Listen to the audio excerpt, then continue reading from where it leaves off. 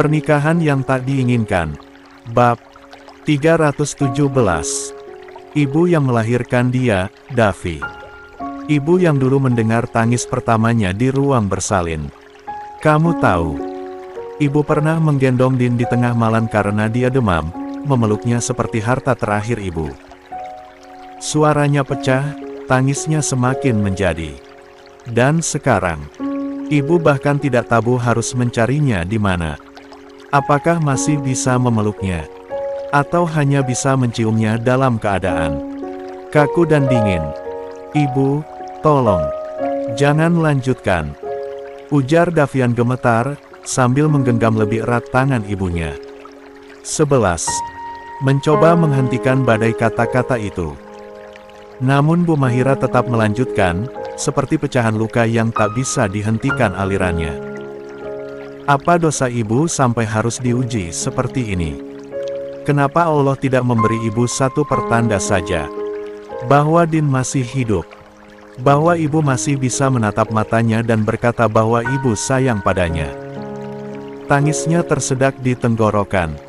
Apa ibu terlalu banyak berharap? Atau ibu memang harus bersiap kehilangan lagi, kali ini lebih dari sekadar kecewa? Davian menunduk makin dalam. Air matanya jatuh, tak tertahan lagi. Ibu, bisiknya lirih. Tolong, cukup. Jangan lanjutkan. Aku mohon. Bu Mahira akhirnya menoleh pelan ke arah Davian. Tatapannya kosong, sembab, dan penuh luka. Ibu tak tahu harus berdoa meminta apa lagi, nak. Minta Din hidup. Atau minta hati ibu dikuatkan saat menerima kabar buruk. Lalu dia menutup matanya, air matanya mengalir kembali, diam namun menghantam dada Davian seperti gempa tanpa suara. Sementara Davian masih memegang erat tangan ibunya, menempatkannya di wajahnya berulang kali. Hangat tangan itu seharusnya bisa menenangkan, tetapi justru menambah nyeri di dadanya. Dia mengecup jemari ibunya, seperti anak kecil yang mengemis ampunan, namun tak ada kata yang sanggup meluruhkan rasa bersalah di hatinya. Lalu, bagaimana dengan Mbak Aza, Bu? Bagaimana dengan Alina? Suara Davian serak, nyaris tak terdengar. Sebelum Papa pergi tadi, Papa sempat bilang, beliau menitipkan Mbak Aza dan Alina. Mereka belum tahu apa-apa, Bu.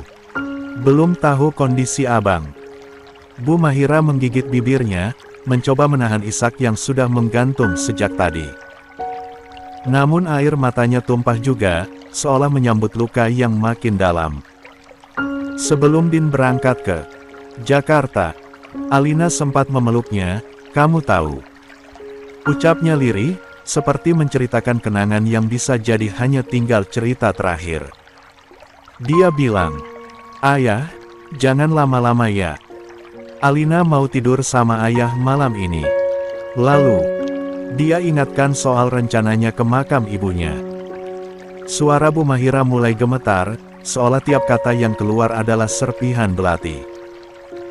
Din bilang akan pulang malam itu juga. Dia janji, Davian. Ibu dengar dia berjanji pada putrinya. Dan sama Aza juga. Dan kalau sekarang dia kembali dalam keadaan tak bernyawa, apa yang harus ibu katakan? Davian menutup wajahnya dengan tangan. Hatinya seolah dikoyak dari dalam. Dia ingin berkata, ingin menyangkal, tetapi luka ibunya sudah menjawab semuanya.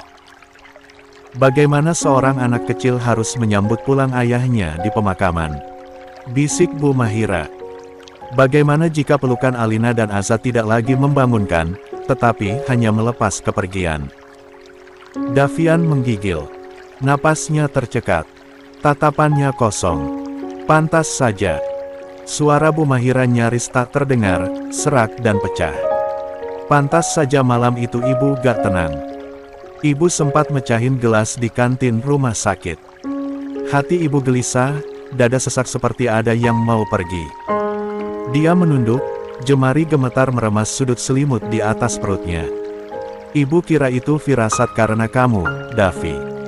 Karena kabarmu waktu itu bilang celaka.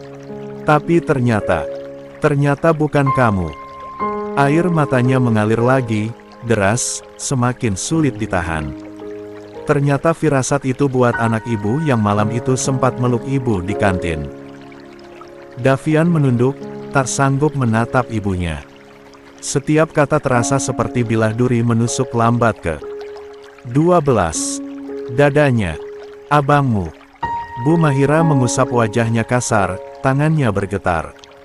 Abangmu ninggalin istrinya dalam keadaan koma, Davi. Dan sekarang, Aza udah bangun. Tapi abangmu belum pulang. Belum juga ngasih kabar. Ibu harus apa? Hah? Ibu harus jadi kuat buat siapa, kalau dalam hati ibu udah remuk begini. Davian buru-buru meraih tangan ibunya lagi, mengusap lembut jemari itu yang mengepal di atas perut sang ibu.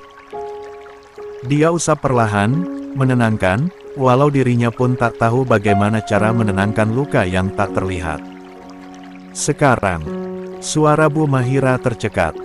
Sekarang ibu gak tahu, Davi. Ibu harus nyambut abangmu pakai pelukan. Atau harus menyambutnya dengan kain kafan. Davian mengatup bibir, menahan isakan yang makin menghimpit dada. Rahangnya menegang, tetapi ujung mata tak mampu menahan air yang jatuh satu-satu. Sakit banget, Bu. Lirih Davian akhirnya. Maaf, Davi gak tahu harus gimana. Tapi kalau bisa ditukar. Kalau bisa diputar. Dia menggigit bibirnya sejenak, sebelum berkata lagi. Biarlah Davi yang kecelakaan. Biarlah Davi yang gak pulang. Asal bukan abang. Sementara Bu Mahira hanya menangis, pikirannya melayang, pamitan Din dan janji Din akan kembali berdengung di hatinya. Aku yang jahat, Bu. Gumam Davian lagi, dan kini semakin pelan. Kalau saja aku tak bilang kecelakaan itu terjadi padaku. Mungkin abang tak akan. Dia menghentikan kalimatnya sejenak, dadanya sesak. Aku yang harusnya di sana. Aku yang harusnya ditabrak. Bukan Bang Din. Aku yang harusnya terbaring diam. Atau dibungkus kain kafan. Bukan dia. Bukan abang sebaik itu. Bu Mahira sontak menatap Davian, matanya masih basah oleh air mata, bahkan belum berhenti menetes, namun di balik sorotnya ada kekuatan seorang ibu yang sedang menahan gempa di dadanya. Tangannya yang gemetar terangkat, menyentuh wajah Davian perlahan, jari-jarinya dingin, tetapi penuh kasih, seperti ingin menenangkan badai yang mengamuk di dalam hati anaknya. Davi. Lirihnya, suara yang nyaris tenggelam oleh isak. Tidak ada ibu di dunia ini yang ingin memilih. Siapa anak yang boleh pergi lebih dulu? Tidak ada ibu yang ingin merelakan satupun untuk ditukar dengan yang lain. Dia menarik napas gemetar, air mata jatuh lagi di pipinya. Sementara, Davian terisak makin keras. Kalau kamu yang kecelakaan, luka ibu tetap sama. Kalau kamu yang terbujur kaku, ibu tetap hancur.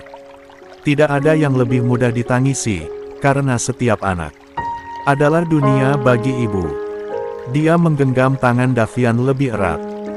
Jangan pernah berkata lagi bahwa lebih baik kamu yang pergi. Karena ucapan itu seperti menusuk ibu dua kali. Kalau bisa ibu yang menggantikan kalian, ibu yang akan lakukan. Tapi Allah tidak menawar. Dia hanya menetapkan.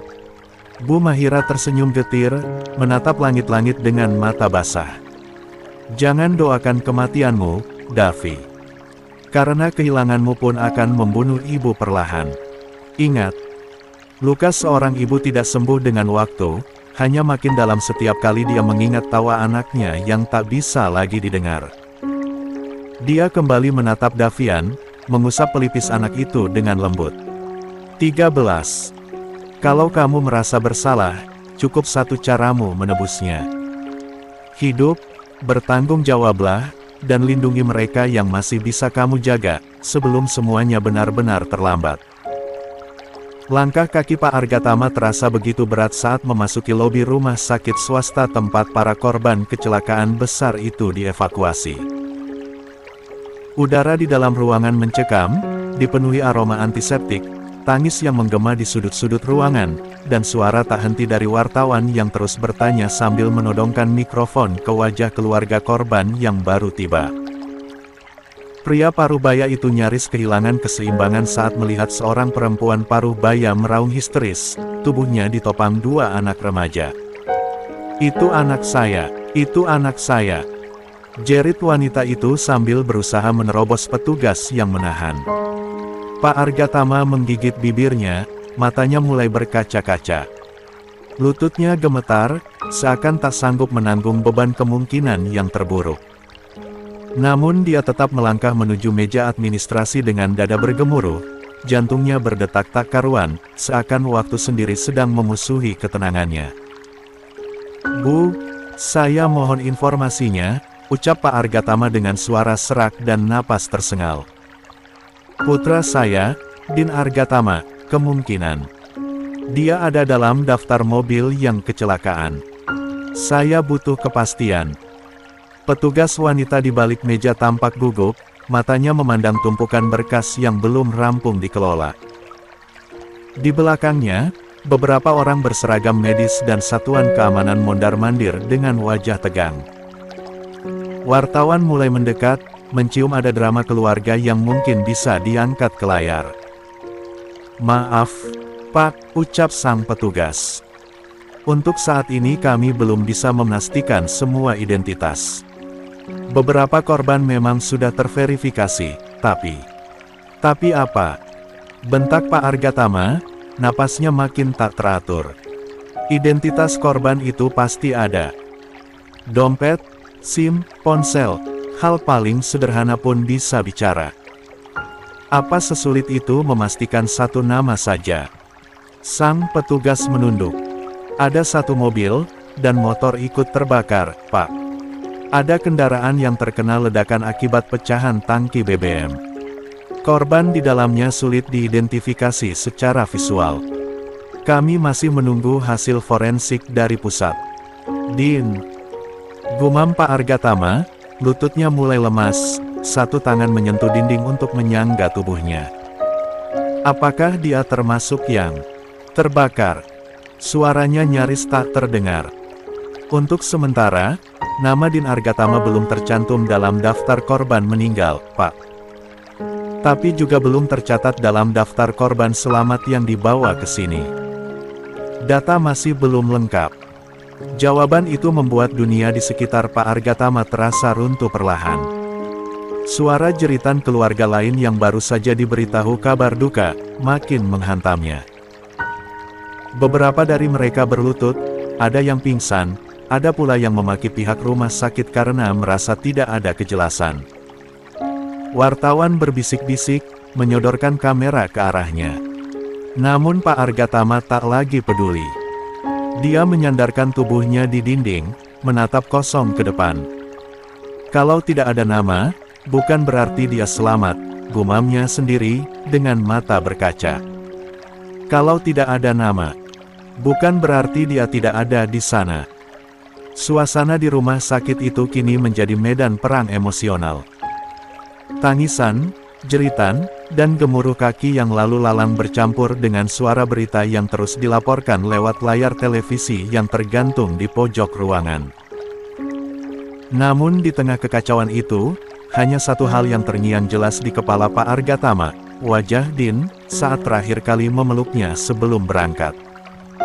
Dan janji yang belum sempat dia jawab. 14.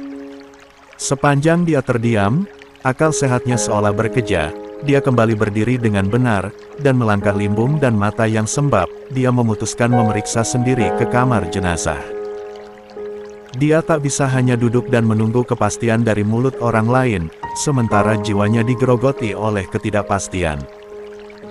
Langkahnya gontai, tubuhnya yang dulu tegap kini sedikit membungkuk oleh tekanan batin.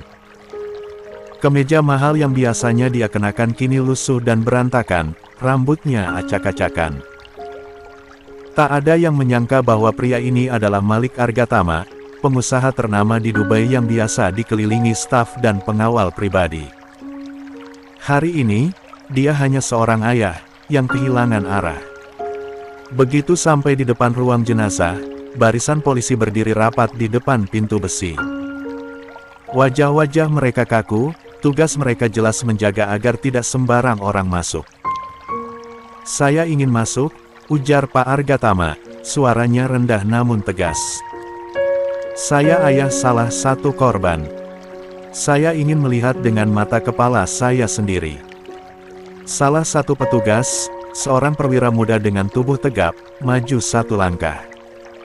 "Maaf, Pak. Tidak boleh. Ini wilayah tertutup.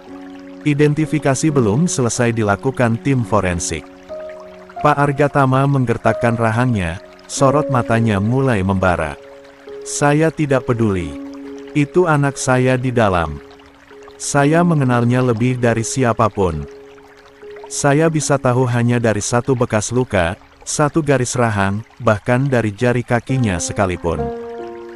Saya tidak minta banyak, saya hanya ingin melihat. Itu saja." "Prosedurnya tidak memungkinkan, Pak," jawab polisi itu lagi, kali ini lebih tegas. "Sebagian jenazah mengalami luka berat akibat api.